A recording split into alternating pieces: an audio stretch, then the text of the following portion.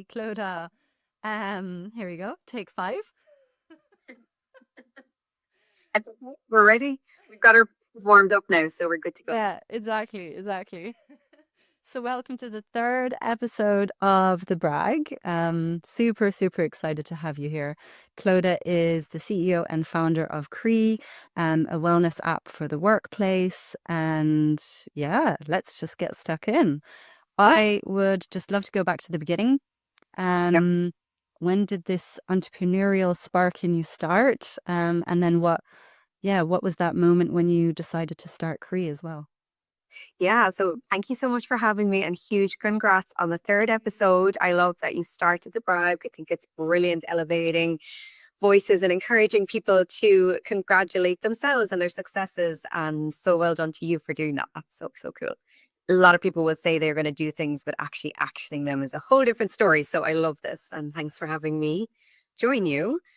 I think if I look at it back in the beginning, I think I was always interested in entrepreneurship, but obviously, like as a child and everything, I didn't really know what that meant. But I definitely was always really into creating things. And I think that's a huge part of entrepreneurship. I think that's the piece that I love the most. It's being able to be creative and a creative outlet.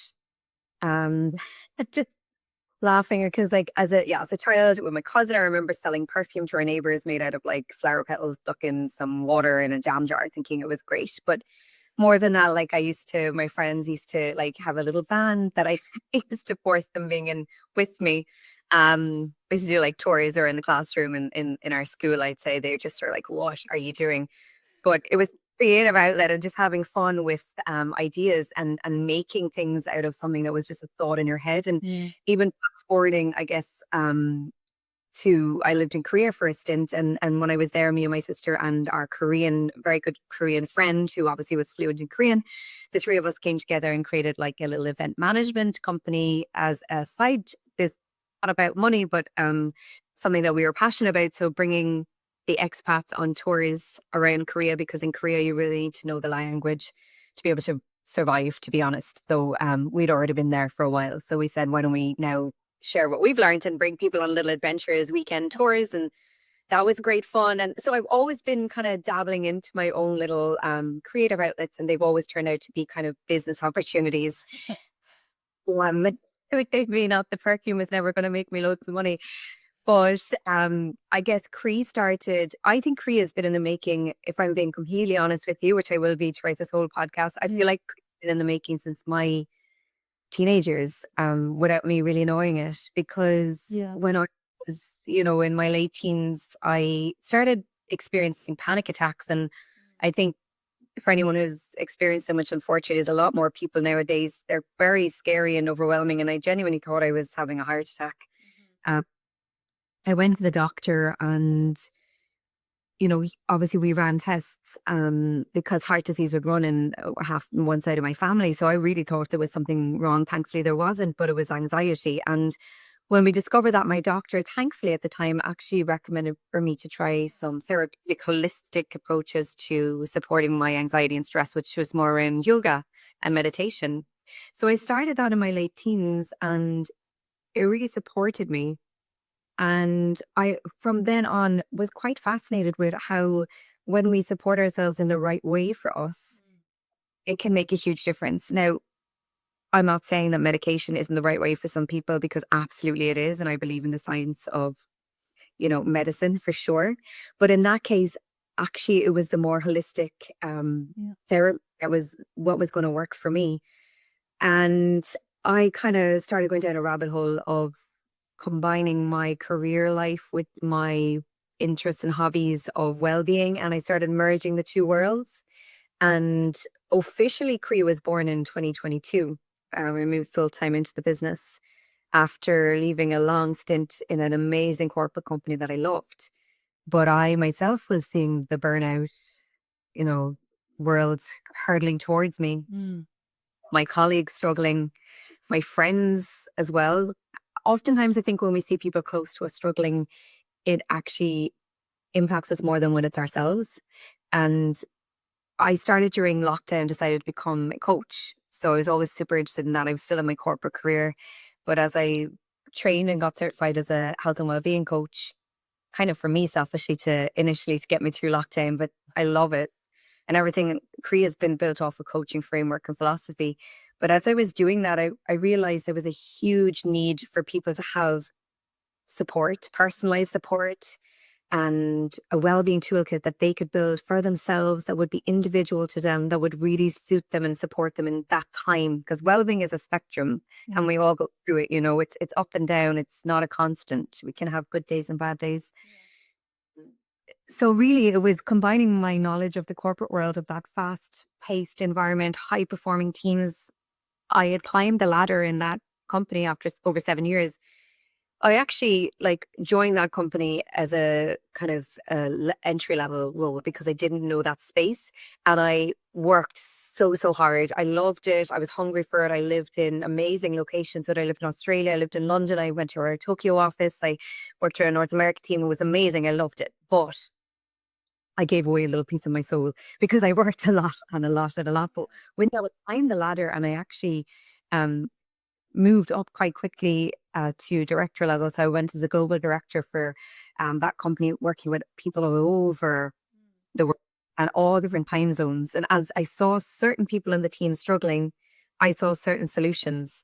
And a lot of that was leaning into my knowledge of well-being and coaching. And I started implementing them with my team, and I started implementing them for my friends. Yeah. I did this 7 day of happiness challenge during lockdown, and I started sharing with my friends, and they shared it with their friends. And next thing, I was getting really great feedback from people in Canada and Australia and men and women. And I was like, wow, there is something here.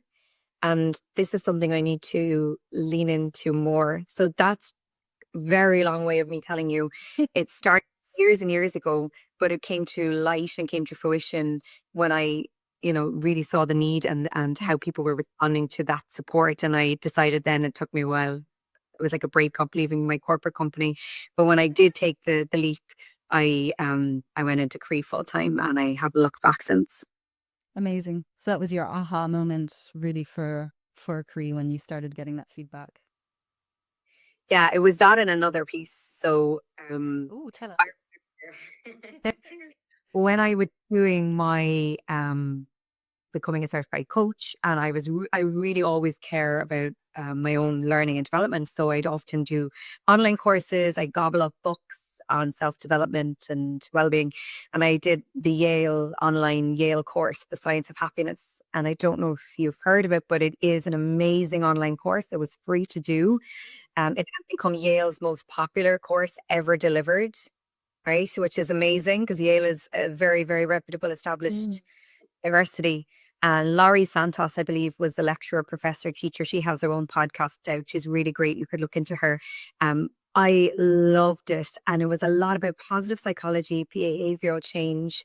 And it really lent into learning where we sit on our own scale of well-being and happiness. And I started doing a lot of those, strength finders and index quizzes and profiles. And I kept struggling when I came across one question, and that question was always about purpose. So I would sail through the questions, not a bother, and I'm like someone who gets things done fast. I'm like, yeah, 5, 4, 5, 4.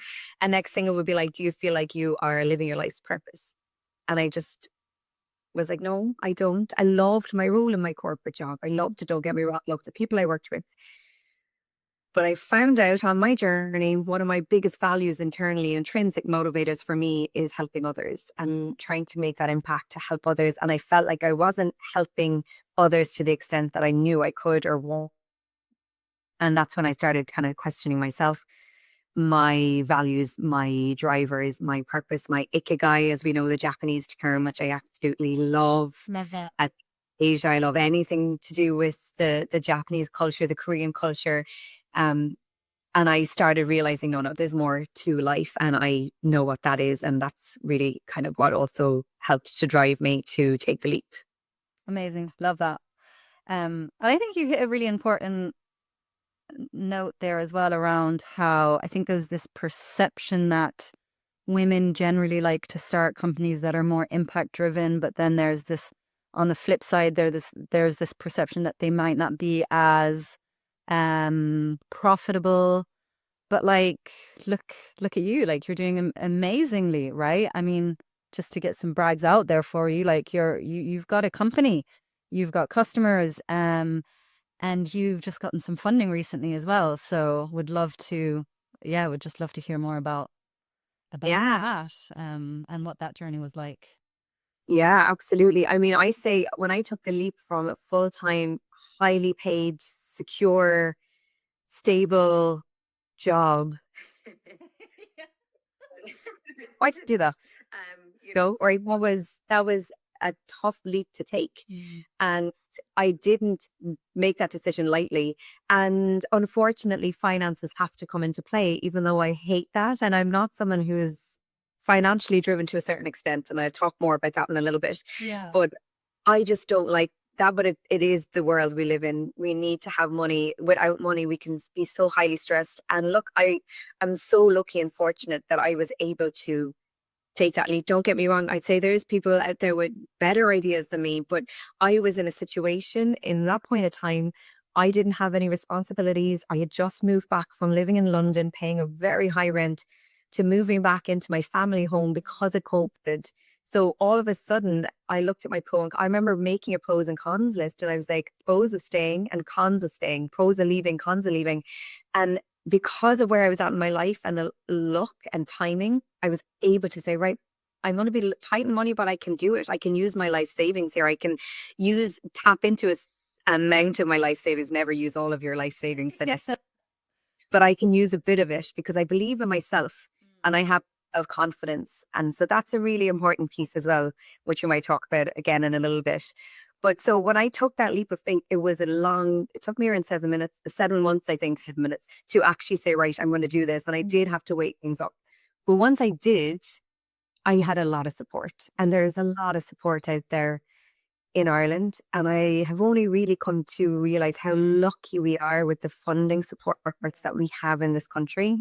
And so I went into New Frontiers, which was a phase 2, and that supported me with a stipend, a personal stipend every month, um, which was really enough to live on, especially when I was living back in a family home, and enough to pump into the business so I wasn't eating out on all of my life savings. And that was for 9 months. So that was absolutely fantastic. So anyone who's starting a business or on that journey, I highly recommend to look at those supports that are out there for us, because I think one of the biggest reasons companies and startups fail is they run out of revenue, and which is completely understandable because good things take time. And I think as well, like a lot of the time there's this, I'm someone as well who likes things to happen quickly. And I've learned a lot of patience in this role. And I would also say that, we hear a lot of, slow and steady wins the race, right? I will use that phrase sometimes. And then sometimes I hear people saying, like, that's a whole load of rubbish. If you're in the founding world, you need to move fast, you need to act fast, you need to strike fast, you need to hit your goals, you need to get clients on board. And while I agree with that, I actually made peace with slow and steady wins the race for me, because I have to practice what I preach. And so I really have been on a journey myself.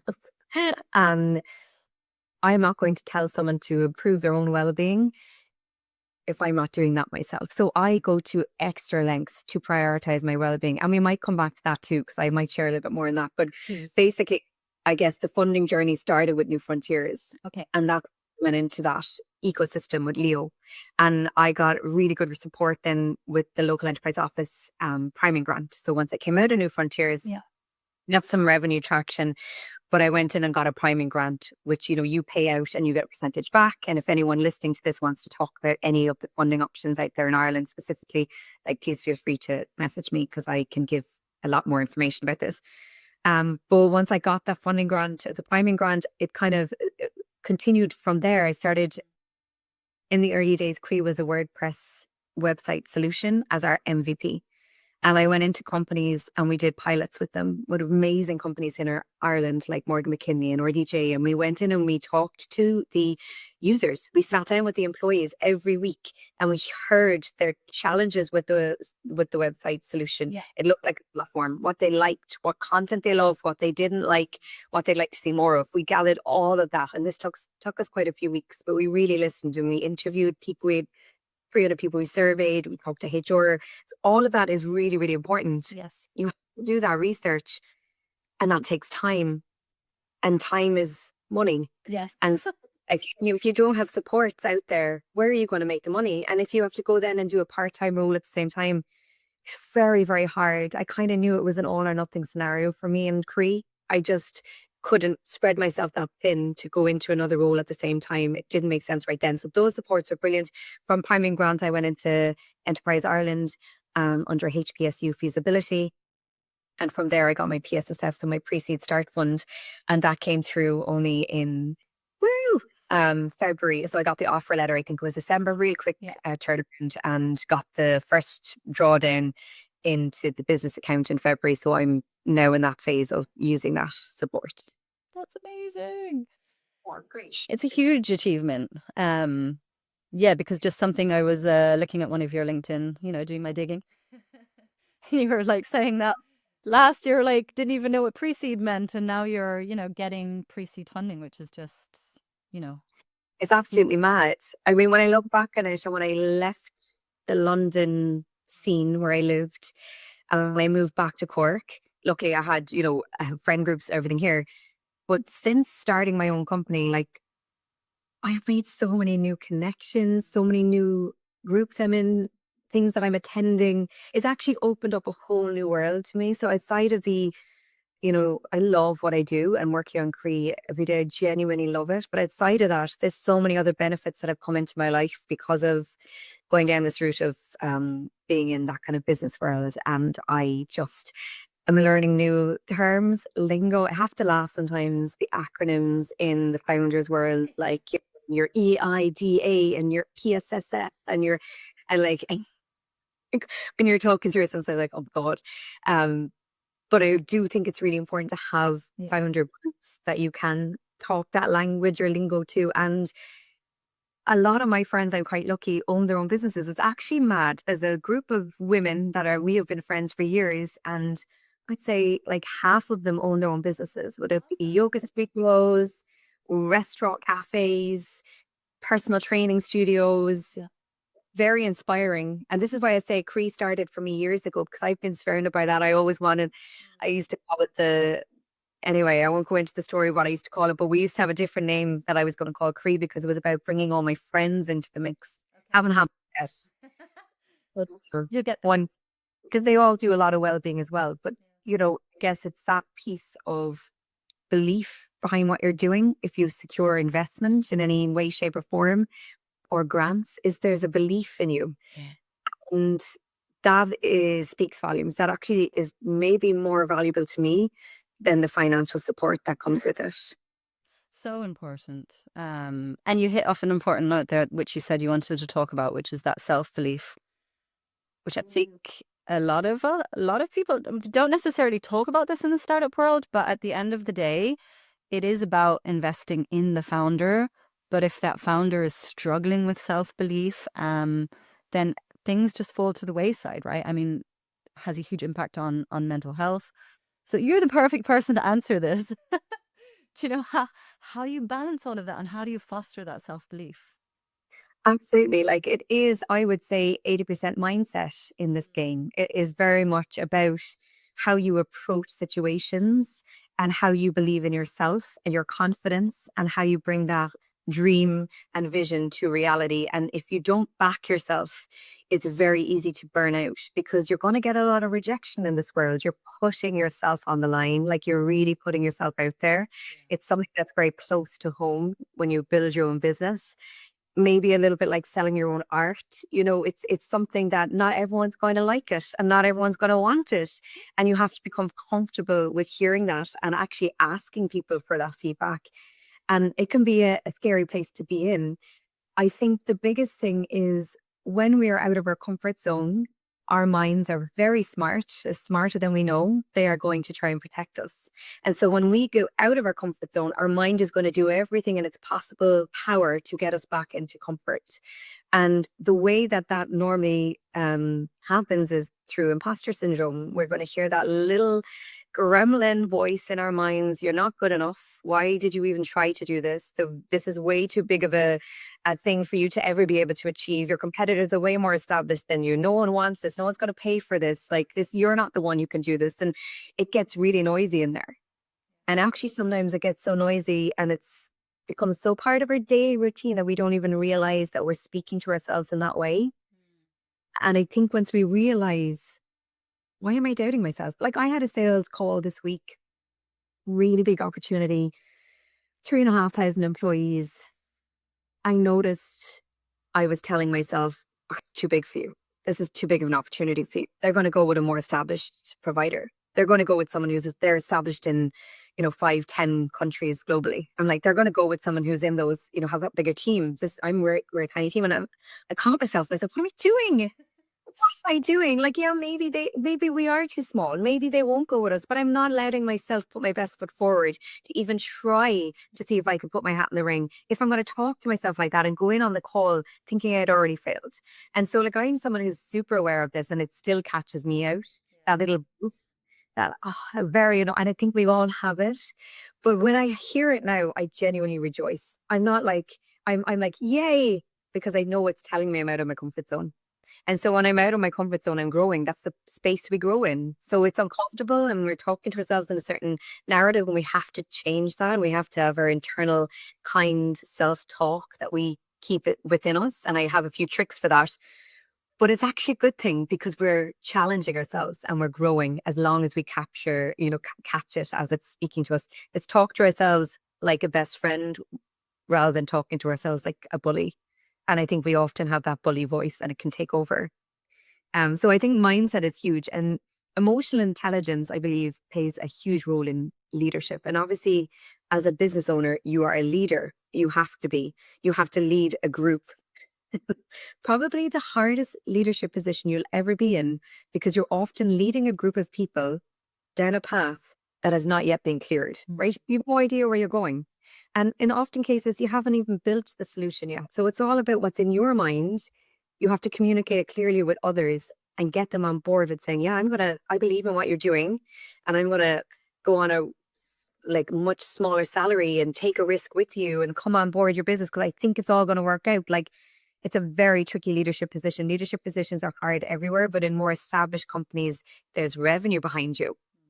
There's a C-suite around you and there's already something tangible, some offering available that clients are already utilizing and paying for. So it's a super different world. Yeah.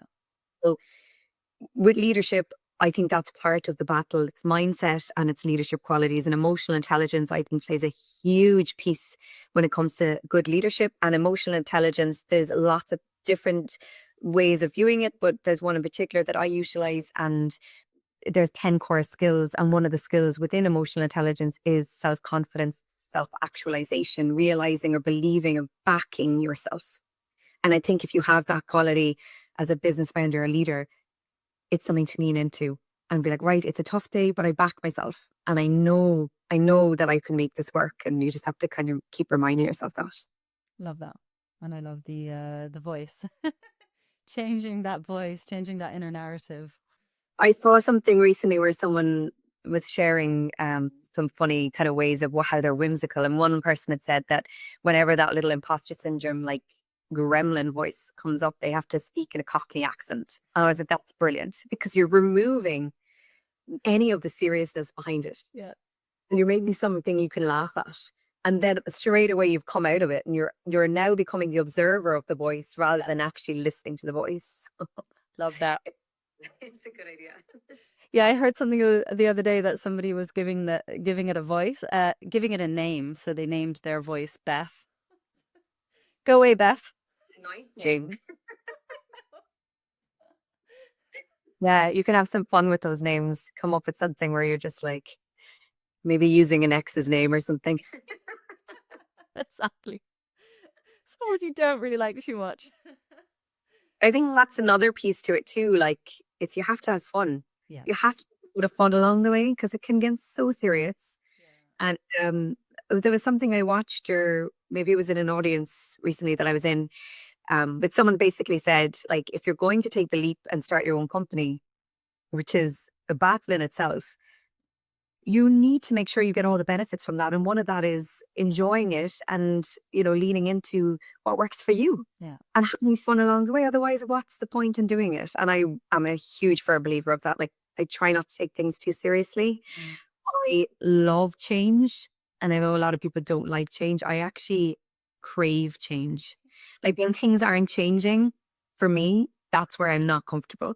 Like I think I lived in 8 different houses when I was a child growing up. We moved a lot and then we traveled a lot. And then I've lived in a lot of different countries because I crave that change. I cannot sit still. And you have to be comfortable with change as well. Like, you know this all too much because you have to move with the change, the macro, the micro environmental trends and impacts. You need to stay on top of them and you need your business to be able to be fluid and move with the change. And so if you're not comfortable with change, I don't think it's a world where you'd thrive or enjoy maybe so much. Have to up for like that pivoting and that change that you can actually, think fast, move on your feet and not feel too overwhelmed if things don't work out the way you'd planned. Totally. I think isn't that why there's a like very large percentage of entrepreneurs have ADHD? So how is yeah, sorry, no. What were you gonna say? No, no, no. It's absolutely, I'd say so. And I think, like, I've spoken to friends in recent times and they have said, like, I think I have ADHD. I think I'm self diagnosed. I think a lot of people are self diagnosed. And I understand um, that there is, so many things at play these days. And I think as long as we learn what our powerful tools are within us. So again, if you have ADHD, there's a lot of really powerful attributes that come with that and ways of thinking. And just as individuals, I feel like we really owe it to ourselves to really understand how our brains tick. The more we know about our brains and how they tick, the more we can respond to that in the right way. Yes. And yeah, so I think like I'm someone who gets very overwhelmed by distractions. Like who doesn't? But like trying to get work done, I'm very nosy. I think I'm a nosy person because if emails come in, I'm like, I have to look at that. And I'm like, there's no need. I don't want to. I have a rule, Leah, where I try to only look at my emails twice a day. And it works Does it for work? me. It works for me to a certain extent, but I do find myself sometimes checking in and out. Yeah. And we're doing like there's no burning fires. It's okay. Like they have my WhatsApp if there's a burning fire and that Yeah. clearly communicates. So stock, but it's a nosiness or obviously Google, Gmail, the way that your emails can also vibrate when you get a new email. There's a ping. There's like that was all built by psychologists. There's whistleblowers now who regret building these features and these because they're like, the whole piece of our focus is now being completely stolen. Love that book, by the way, Stolen Focus by Johan Hari. Brilliant book. But we have to be aware of that. And so I know that when I've got distractions, I turned on airplane mode there just before we jumped on because I will get distracted very easily. And when I get distracted, I am everywhere, all at once. And so that's how my brain, and I know for my brain, when I need to do my focus work, I have to turn off all distractions. I use the Pomodoro technique. It's the 20 minutes, then a 5 minute break, 20 minutes, you know that technique probably. And it works really well for me. So we need to learn what makes our brains tick, how our minds work. And if that's, understanding, if you have ADHD or not, there's real good, powerful things within our brains we can use to our advantage because we're all unique. And the more we use our unique attributes and skills and strengths, the more I think we have a potential of being successful. Yeah, completely. And like just going on from that, if you were to look at the Clodagh before Cree and the Clodagh now, like what has that wellness journey looked like for you? And yeah, what are some of those biggest differences?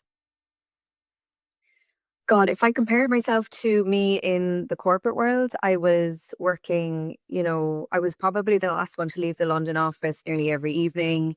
I was definitely working at weekends. I was uh, running around crazy, crazy, probably not taking breaks, eating my lunch at my desk Yeah. more than I should have. And I think my nervous system was really shot, actually. I remember back then I was very much surviving on caffeine some days and my appetite was super low. And yeah, I definitely had an issue with regulating my nervous system. And I'm someone who's always say I experience anxiety. I don't let it define me. I don't say I'm an anxious person, but I do experience anxiety and I always have. And so I now, the me of today, I know how to handle Yeah. stressful moments. And so my life has changed hugely because my routine is built around the tools that support my own wellness and well-being. And won't always get it right. During the Christmas period, definitely was suffering from higher levels of anxiety. And I think it was just the end of the year. The PSSF hadn't been confirmed financially. Yeah. When it came through, I just felt like a weight off my shoulders that I didn't even know was there. Yes. So nothing I haven't fully figured out, but I would say that my routine and my toolkit is pretty good. So I do like my 7 a.m. walk is a non-negotiable for me because anything I don't do is not just about getting physical activity and it's mentally, it sets me up for the day. Sunlight, napped with sunlight, and never look at my phone in the morning. It's like sunlight, Yeah. morning walk. I then do my positive affirmations, never believed in them until recently, make a huge difference in my mindset. I really quieten down that imposter syndrome. And I do a little meditation. I have a breakfast of very healthy foods, proteins and veggies, and I do have my little coffee.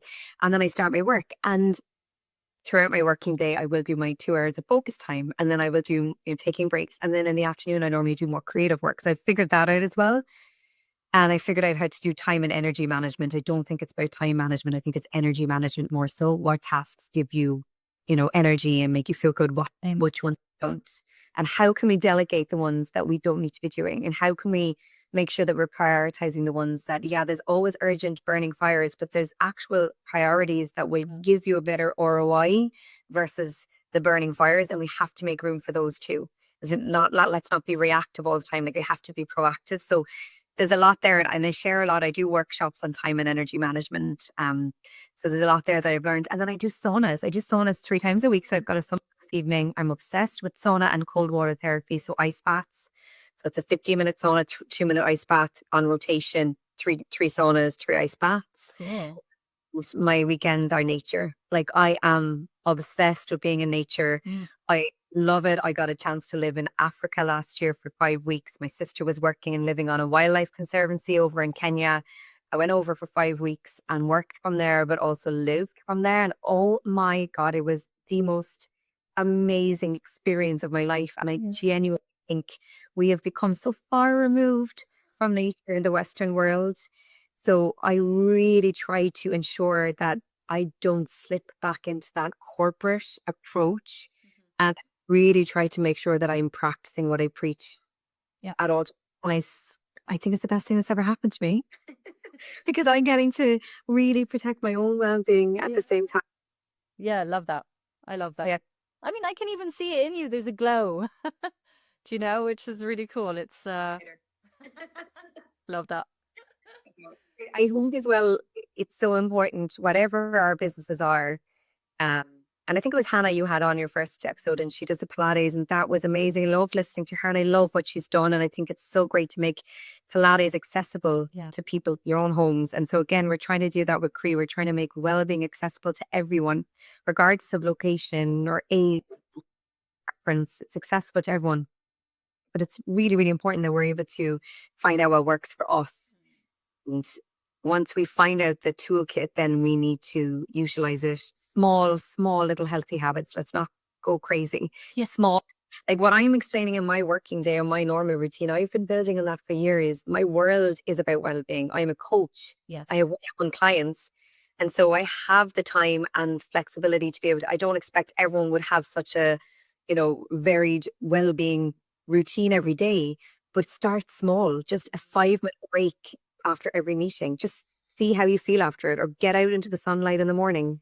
Stand on your garden with no shoes or socks on and connect with the ground for 5 minutes.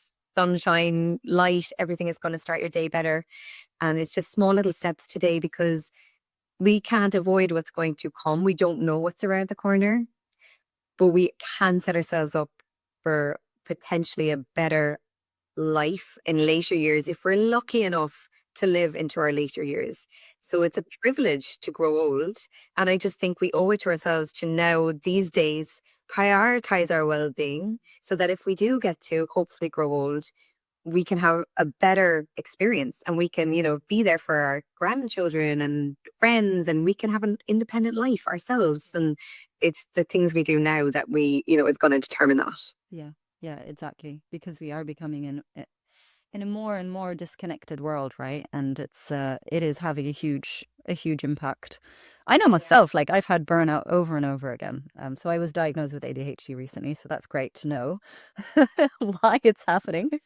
Um, but like, yeah, it's funny how even in ourselves we can see these things that we repeat, but it's so difficult to kind of stop them and pull it back. So I think it's Well done for identifying that and getting that diagnosis, because now you, like you said, you've probably learned a little bit more about yourself now. yes, And like how that in a way, like, because when we go through burnout, sometimes we blame ourselves. So I don't know if that's helped you to kind of say, okay, this it's not my fault. Like this makes sense, you know? definitely, definitely. And you probably notice with your work through CRAOI, right? Which is that like as humans, we even though we sometimes identify habits as negative, it can be so difficult to actually take action and stop them. And we just keep continuing them again and again until we're like, oh my God, here I go again. And I'm Ab- exhausted. Absolutely. And again, a lot of these things that we do that we beat ourselves up over, they have been designed by experts. There's been millions of dollars pumped into getting people to hook us into these bad habits. So let's not be so harsh on ourselves. Like, so yeah, there is no doubt in my mind that like not using it is so difficult because the amount of money that they've spent to make sure that it's something that gives us that quick dopamine hit and makes us feel validated in the moment. Yes.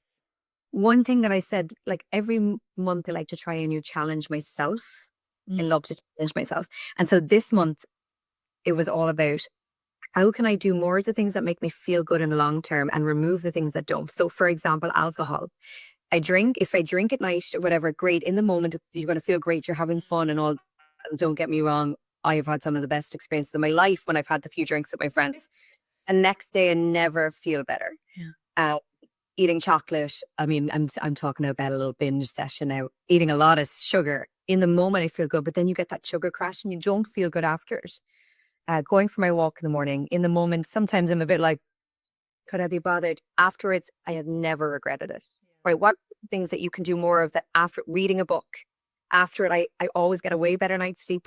Used to sometimes look at, my phone at night time, look at a show, and then when I'm feeling really good, I read. So I'm reading at the moment, and oh my God, my sleep quality, I cannot compare it. Like it's so much better. So it's just small things. What can we do that actually makes us feel better long run? And I think when we start realizing those things, that's where we're getting into the power of intrinsic motivation, Yeah, yeah. right? When we're intrinsically motivated, science shows that we're way more likely to continue that habit. Okay, interesting. Your intrinsic motivation is going to come from your values, your beliefs, what benefits you internally versus your extrinsic, which would be external factors like maybe peer recognition, maybe money, maybe title, job title. And so everyone says that. I think we all know it. A lot of the time we spend our life chasing the wrong things, right? The status, the money. I mean, they did a study recently and it was like talking to people kind of in their very elder years, maybe closer to death. Yeah. What one thing that you wish you had spent more time doing or not doing? And a lot of people's answer was, I wish I didn't put as much of my energy into work, or I wish I had connected with my family more. Yeah. We all know we should do, but life just runs away on us. Yeah. And I think we should also, like, that's another challenge to try sometime. But what are our intrinsic motivators and how can we tap into them a little bit more to help us to create those better, healthier habits? A little bit about awareness, and then it's a little bit about reward too. So if I reach my challenge every month, I do reward myself. And I love a good spa day. Hey, great reward. But they Or like travel. there you go. Love your travel and spa days. Oh, travel Yeah. for your spa day. Travel for the spa. Love that. And yeah, I guess you've already touched off of a lot of this, but like, yeah, just kind of tying, I guess, all of this back into some of those key features that you have around Cree and how it works. Yes. What what were some of those inspiration behind some of those key features? And I guess tell us a little bit about what those key features are as well. Yeah, absolutely. So I guess like CRAOI in a nutshell is it's a workplace wellbeing solution. So we help corporate companies and their employees to prioritize wellbeing in the right way, to be able to measure it as well, to make sure it's actually driving a meaningful impact. And we focus on sustainable wellbeing. So it's about helping individuals to create sustainable, healthy habits that's going to last long term. And it also is about supporting sustainability when it comes to a people and planet point of view. So it's not just supporting individuals, it's about supporting the social pillar, wider communities, giving back to charities, filtering out wider than the employees in the company, maybe to their family and friends. It's also about, giving back to our planets. How can we, act better today for generations to come? So we'll run initiatives and goals through the CREA that would be, supporting environmental initiatives, like maybe but the work, carpool, reduce plastic use, sustainable purchasing, fashion, all of this. So Cree in itself is actually, I like to call it a well tech solution. So well tech is kind of not probably utilized that much as an industry vertical, but it's wellness and technology coming together. But yeah, it can be classified as a technology and data company too. Our primary offering is our employee wellbeing app. I will give myself a shout out, brag here, and the team. We have a few awards for it, which is amazing. We have been the winners of the Grow Remote Innovation competition for a bit of technology. We won the best use of digital last year by the Marketing Awards 2024. Yeah. And we were recently named as finalists in the CIPD HR Awards under the category Excellence in Strategic Partnerships for HR. So love it. And it's great to get that recognition that we're on the right path. So we utilize technology for good and we pair it with the best of human. That's what I like to say because there's a lot of solutions out there. I have done my research. We have competitors in the wellbeing, corporate wellbeing space all over the world. And I've used a lot of them myself. And one of the areas I felt just was missing in that space was genuine personalization, like a really personalized solution for the individuals to use. And also, there was a disconnect. It was very much kind of like a wearable device. Here's your technology, off you go, see you later. Yeah. And I really feel as humans, like I'm someone who loves well-being. And sometimes I'm going to forget to do my well-being practice. So can I imagine someone who isn't as obsessed with well-being and wellness as I am? Of course, they need prompts and they need reminders. And I think they need human connection to keep them accountable. So that's where the coaching side of things come in. I've always been fascinated with technology. I never knew I was like a tech geek. I knew I was an analytical geek. I love data. And always in my last job, a huge piece of my role was data and analytics. I believe that that's where we need to look is data to tell the true story as to what's actually happening. So I love looking at the data and analytics piece, but I've always loved technology. I remember the excitement I used to get when I was maybe a teenager and using my laptop and I just felt like, oh my God, the world is at my fingertips. Like to this day, I get so excited. So I went to Amsterdam last week. I went to the Tech Europe conference for 2 days, and then I went to Dublin Talent Summit. Both were brilliant conferences. But when I went to Amsterdam, I was like, right, I'm going to be at a conference for 2 days. I also have meetings. So I had some really great meetings over there because it's a market we're trying to expand into at the moment, as well as the UK. I was like, what can I do? It's going to be a busy few days. I was like, I'm going to book in some wellbeing practices and classes. And I did a lot of research, and I love this about technology and connection and the internet. Like you can literally, I mapped out a whole amazing 3.5 days in Amsterdam, sitting in my living room on my laptop, booking myself in classes. I did really cool booty club class. It was called. It was like in a nightclub. It was I think in a disco morning lifting weights. There was a woman with a disco ball over her walking the runway and music. I did one of the most beautiful yoga classes. The space was just phenomenal. It was like, I want to break to Cork or to Ireland. I went to some different sauna sessions. I was swimming in the water under the moon at a sauna that was like literally hanging off the canal. Like it was just stunning. And it's that availability at our fingertips where we can, I don't know, I just feel like the world is our oyster. If we're lucky enough, and I will say it again, I feel extremely lucky and I never take it for granted. I have the opportunity here because of my circumstance and my situation to be able to run Cree and have fun with Cree and visit and travel. Like that's so lucky. It never a day passes that I don't feel grateful for that. But that technology piece of connection and being able to, I guess, make people's lives a little bit easier when you're using technology for good and making people's lives a little bit better when you're using technology for good. And I love Mo Gaudet. I don't know if I'm pronouncing his name right. He does some great podcasts. He was on with Stephen Bartlett. he talks about happiness. After his son died, he's gone on a mission to get, I think, like spread it to 1 million or 1 billion people. And he talks a lot about technology for good. And I really, really love that. So our technology solution is our employee wellbeing app. We run lovely workshops and classes within it to have the human element. But really, in a nutshell, we focus on 4 wellbeing pillars. So it's movement, mindfulness, nutrition, and happiness. And we do that because it's holistic well-being and it's the whole person. It's all interconnected. So we'll support mental, emotional, financial, social, and physical well-being. Because there's a lot there. Part of that is that we get to work with experts who create a lot of this content. So I'll create some of it and our amazing experts create it. And that to me is amazing because we get to support local Yes.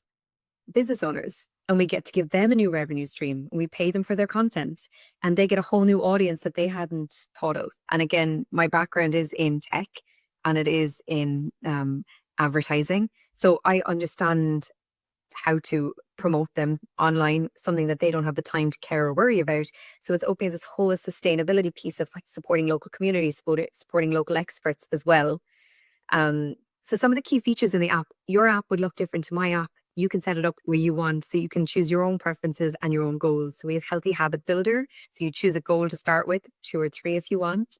We do group goals. So we had a move 100-kilometer goal last month. Our users loved it. Some users in every single day, 28 days of the month, they went in and they did some form of movement that day. They all exceeded beyond the 100 kilometers. It was fantastic. I had a moment when I was looking at some of the data, obviously, and I just had this moment of like, oh my God, this is why I started CRAOI, because of the community it's created and for the fact that people were having this excitement over moving and competition. People love a bit of competition, but it was a real moment for me last month when we were running that. I was like, this is why I work so hard. This is why we do it, because it's making an impact. It's making a difference on someone's day. And we just want to make that impact bigger and bigger and at larger scale. So yeah, there's lots of features and I could go on and on about them, but there's a free 7-day trial within the app that anyone can use it. And we sell it into companies as well. So we have B2C users on there too. It's not just B2B because we want to make it accessible for everyone. I don't want it to only be allowed to be someone who's in a company. We have a gorgeous company, Doctor and Skincare. Their founders, they're utilizing it. So if we were only selling it into large organizations, they couldn't use it. And I think founders in particular are people who really need support with their well-being and some kind of community to lean into. So that's there for everyone to utilize. And with our new investment as well, we're really looking at scaling the tech as well. So UI UX enhancements. Amazing. We the great product roadmap, lots of features coming out soon to further enhance the app and further drive the personalization piece and the sustainability piece. They're 2 of my main focuses. Amazing. And I'll make sure to link delete that all down there as well in the description of the video. Hey, thank you. And I guess, yeah, I suppose if anything sparks the chord with anyone listening, like feel free to reach out to me because I love speaking about this. I could speak about, well-being and workplace well-being so much more. I could speak about it for hours, days, weeks, years. And coaching is something I love to do too. So I do one-on-one coaching. But if anyone wants just to learn a bit more about what coaching is or have the question about funding or when anything, feel free to reach out to me because yeah, I'll chat forever. I'll make sure to link anything as well about the coaching. And just to give you a shout out, I mean, you helped us so much as well when we were trying to navigate the world of funding in Ireland. So, that was just such a huge, huge help. Of course. We all have to help each other. You've helped me too. So it's absolutely 1,000,000% that community piece. We all need to lean into it, support each other. We're all in this together in the mad founder roller coaster world that we're in. 100%. It's supporting people, isn't it? And just sharing what has worked, what hasn't, struggles, challenges, what works well, all of that. No, totally. But just even just to brag for you again, I mean, I see your posts coming up all the time on social and you are walking the talk. And I don't think everyone can say that. I can see just the passion coming from you on this subject and what you're doing. And that's just infectious, And Here. it doesn't go unnoticed.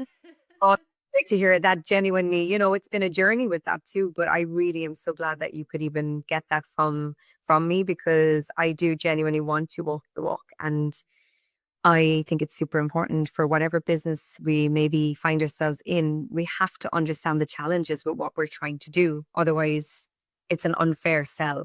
Yes. So I need to understand why an employee maybe not be able to access their CRAOI that day or prioritize their well-being.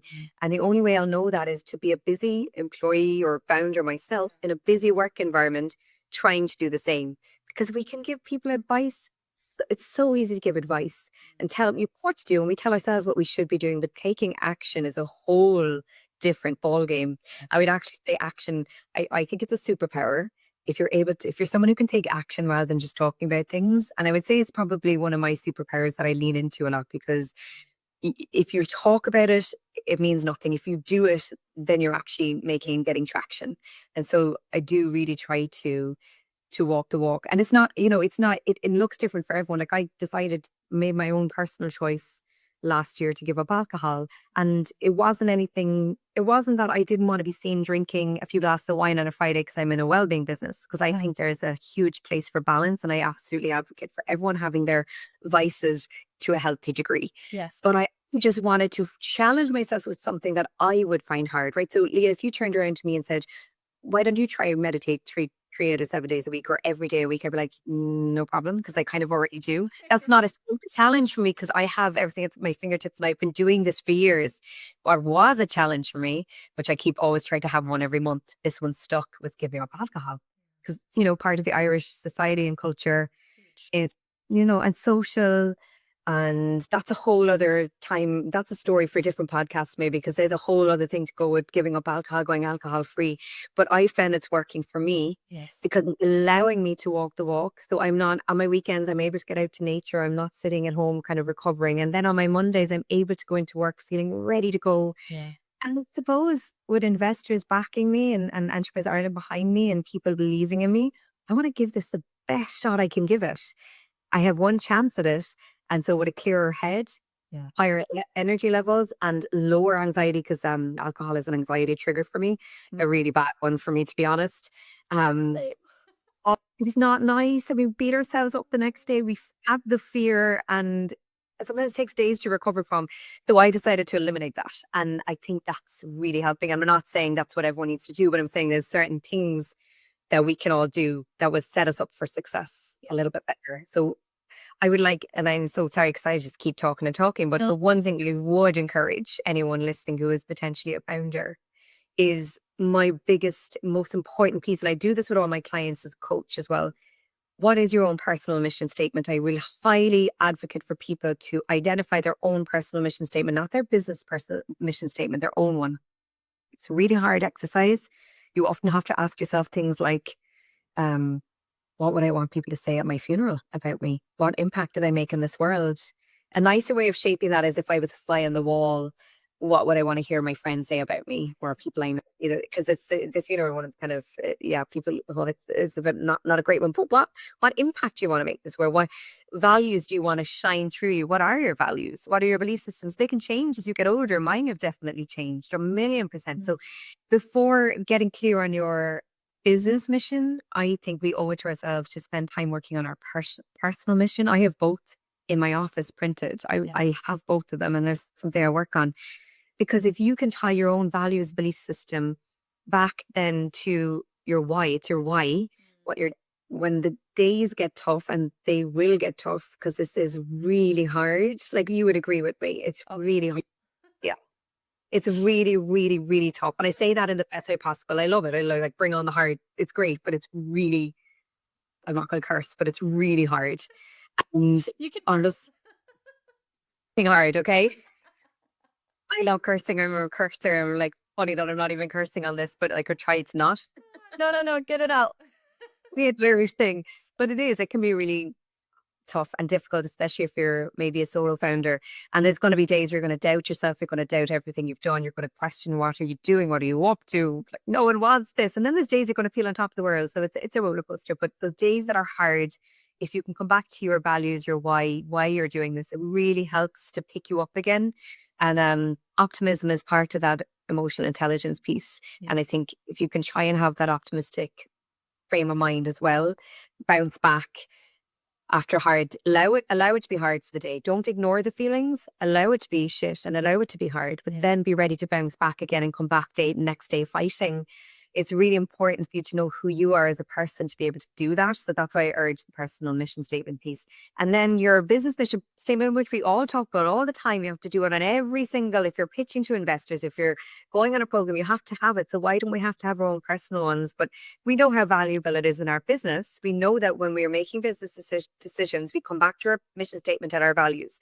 Does this align with sustainability? Like, I'm not going to feature, can I use brands like fast fashion advertisers on my CRAOI app as a reward? I'm going to feature sustainable skincare brands, sustainable fashion brands, because it aligns with my values and with my ethos and business model. So we're clear on that. So we need to be clear on that for ourselves as well before we make choices tied to the business. And personally, that would be anyone listening, I would say go and work out your personal mission statement. And I have loads of questions and frameworks around that if anyone wants help with it. Oh, amazing. Okay. Yeah, anything else I'll link. I'll link underneath. But Sorry. it is hard. Sorry, no, Clodagh. Cast of it, I was talking far too But this is why you are where you are, you know, and this is why like we have to have this bragging session because it's amazing all the work you're doing and it's coming from that place of passion, you know, where you have such a passion for this topic and then you've turned it into a business because we've seen it happen again and again. Found start something that's not necessarily that they're not necessarily that passionate about and the burnout comes along. So it's the founder culture, you know this too. A lot of it is I thought the corporate culture was bad for, you know, that badge of honor of amount of work you do, long hours. The founder culture can be so bad for that. I think it's pretty toxic if I'm being completely honest, and I don't lean into it and I don't agree with it. I take my weekends off. Like I will say, obviously, when I was at the conference last week, I was out of my, like I wasn't on my laptop. So I worked a little bit on Saturday. Outside of that, I never work weekends and I'm not going to. I'm not going to kill myself. And because I will burn out and it's not going to support my business in the long term. And there's all this like has to happen really fast, quick. I work, you know, 14 hours, 17 hours a day. No, thank you very much. I wouldn't be doing myself a service. I wouldn't be doing my clients or employees, users a service. And I wouldn't be doing the business a service because it would crash and burn. Um, I guess the passion for me, I'm going to say this super quickly as well, is like I'm a very optimistic person. Hopefully you could see that, but it's not, and I don't want it to come across as, you know, I suppose like my passion stems from my experience. And I did myself struggle hugely with my mental health, especially in my late 20s. I went through a really, really hard phase and, you know, suffering from depression. And so that's when I also really lent into wellness tools and talking to people and professionals and coaches and therapy.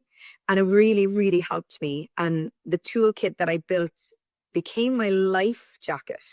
And I think that's where my passion stems from because I know that life can get on top of us and it can be really, really hard sometimes. And I guess I'm just really passionate about trying to get out there to help people, number one, hopefully proactively prevent getting into that space of burnout or you know, you're struggling and don't ever struggle alone. Always, always talk to someone. yeah. But the passion is that I know it can work. And I know that if we can, you know, support ourselves, like they say on the airplane that, you know, put your oxygen mask on first. A lot of people who are carers and are caring people support others first and they don't support themselves. And, you know, founders as well will often not support themselves, they'll support their business first. And it really is important to actually fill our own buckets first if possible and then we can really do a good job everywhere else. Yeah. Yeah, I totally agree. And I think we're at such a pivotal moment as well because there's so much changing, right? I mean, after we've had all the layoffs and we've gone from a place of, you know, my job is safe to actually my job could be lost at any day, then this hyper speed that we're moving at in terms of AI, but then this huge amount of knowledge out there around wellness and people realizing that actually, hey, what do I want to be happy about on my deathbed? You know, what do I want to be proud of? So I think this timing is so, so important for what you're doing. And I guess with that, yeah, look, I'm conscious of coming up to time, but like, what is the future of Cree looking like? Yeah, so I guess we're looking at scaling now further than we've built a scalable technical advanced solutions. So we're ready to go into new markets as well as continuing to grow in the Irish market. So we have great, brilliant paid clients and users at the moment. And growing the team is a huge, huge focus right now. So looking to grow it even further so that we can really deliver on my visions for career. Huge. They're so ambitious. They're so big. And it just takes time. And I guess it's just getting that right. And so that's this year is very much focusing on growing the team and building our client portfolio and looking, further than just Ireland, like opening it up a little bit wider. And with that comes all of the great fun technical advancements, features, product updates, UI, UX design on one side, and the other side, it's the creative content. It's getting really good well-being classes and practices in there, things that are innovative and trending for this year, not just run-of-the-mill content. Like we like using content that really resonates with the users and allow people to try new things and quick content, shorter content in all different formats. And so there's a combination, there's a huge amount, but I think the main focus is really sustainable Nice. well-being. Yeah. That is number one, what we come back to. Again, I have that stuck in my office for a number of reasons of how we operate internally. We're sustainable. We're looking at becoming B Corp certified. We're currently working on that journey. We're looking at working with companies who care about their people and the planet. Yeah. We're moving into that space, sustainable rewards, sustainable incentives. And that's really the focus for 2025. Yeah, and if you ask me next month, no, it won't. That's great. So cool. Oh, Clodagh, thank you so much. Just to brag for you again a little bit. I mean, are you coming up to year 3 of business now? Is that right? Did you start in 2022? Started in 2022. Yeah. So we're 2.5 years in business. Yeah. Nearly, yeah, 3 in July, I think. That is incredible. So yeah, like 2.5 years in business. You've received some various different supports from New Frontiers to Leo, and now all the way up to getting your pre-seed 100K, which is just fantastic. And then biggest of all, you have a customer base to do some bragging for you with all the amazing stuff that you're doing, and you walk the talk. I see you out there going to all these fantastic conferences. And that's it's just, yeah, it's just amazing. Anything I'm forgetting? Any other little brags that we need to get in there? And of course, all the awards, recently being in CIPD, being one of the finalists in CIPD HR Awards. That's absolutely amazing. Right. It was brilliant. It's brilliant. And thank you. I'm going to leave this feeling so delighted. It's a very gorgeous concept of this, the brag, to remind people of the hard work that they're putting in and that it pays off when it's seen. And I love that. I genuinely feel so energized after our conversation. And I really, really obviously love chatting to you. I mean, we keep the chats going regardless of the. I really appreciate you having me on, but more so appreciate you spearheading this and having founders coming on and giving them little shout outs and reminding them of, the great work they've done. I think I need to give myself another spa session. I'm feeling so good. I think you should. And this time you can travel somewhere to have that spa session. Deal. Wait for it. Stay tuned. I'll let you know where I'm going and when it's happening. Too. Oh, thank you so much, Clodagh. Thank you, Leah.